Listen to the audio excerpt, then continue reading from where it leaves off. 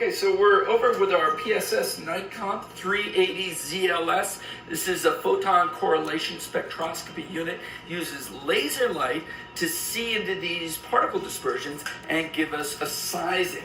What you see here is a really nice sizing. This is the sizing of our nano hemp oil. And you'll see a mean size is small. It's a little less than 25 nanometers. And you have a tight distribution between your mean particle size and the distribution of other particles around it. That's evidenced by a low number here in what's called the chi-squared. It means it fits a nice Gaussian distribution like this. Now we're going to move over and we're going to look at some of these liposomal CVDs. Okay, so the way that we do the sizing is we first dilute the particle suspension into water, and then we put it in our cuvette to have the laser shine on it. We'll look at our first one here. This is a lecithin-based liposomal dispersion, and what you'll see, the dilution of a real nanoparticle will look like that. It'll be transparent. And this is more milky. And if you looked in farther, you'd see some particles swirling around there. All right, so now we're going to put that into our cuvette.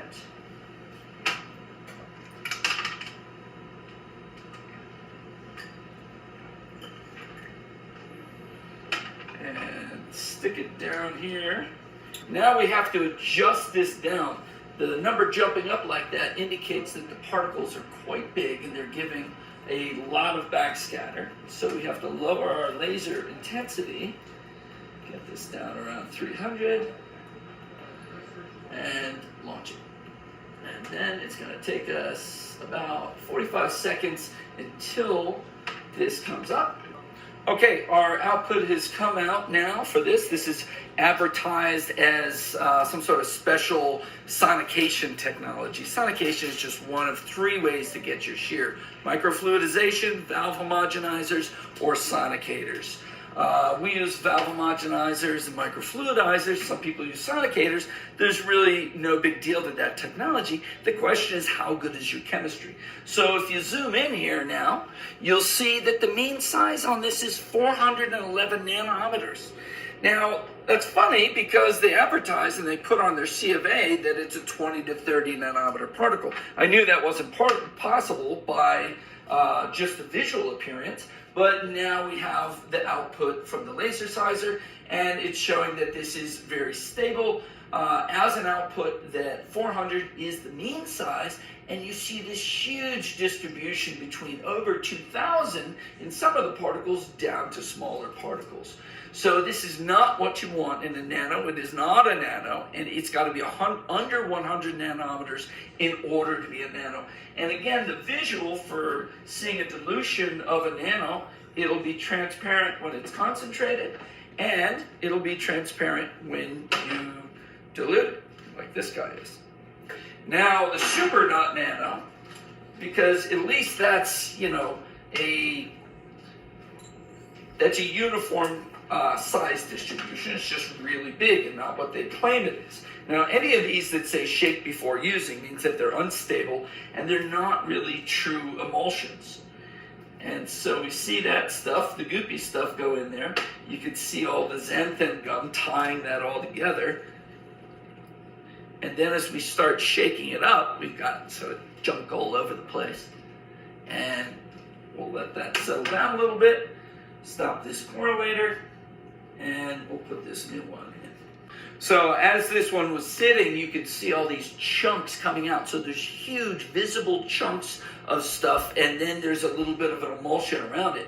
And that's evidenced by this massive distribution here, going up over 20,000 nanometers, because these visible chunks are in the millimeter size. And so it's having a hard time finding what this is at all, and it gives a mean size of 3,000 nanometers. If you were to break this into different bins, there's a way to look at it like this.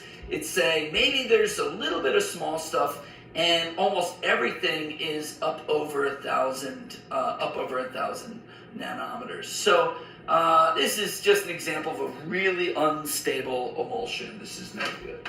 So now we look at our last entrant. All right, look at that. How does that look?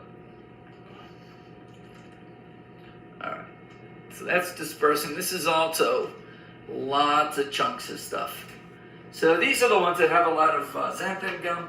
And so what happens is the gums and the lecithins all sort of glob together into these big chunks. Okay, now the black bottle with the xanthan gum has at least a tighter dispersion or a tighter distribution of particle sizes, but you see the mean size is 1600 nanometers. So these are very, very large particles, and you can see them in there, and you can actually see an oil layer starting to come to the top. Now that's the most, in fact, if you look in there, you'll see the little brown oil droplets around the top. Now that's the worst part about this whole thing. You're being sold what's supposed to be hemp extract incorporated into a lipid-based particle, but in fact it was all just a mixture of the extract, the phospholipids, and the gums. And when you either mix it in water or when you centrifuge it, all of that hemp extract settles out or separates out. So it was never actually incorporated into any kind of delivery vesicle at all. And again, the size is up in the 1700s.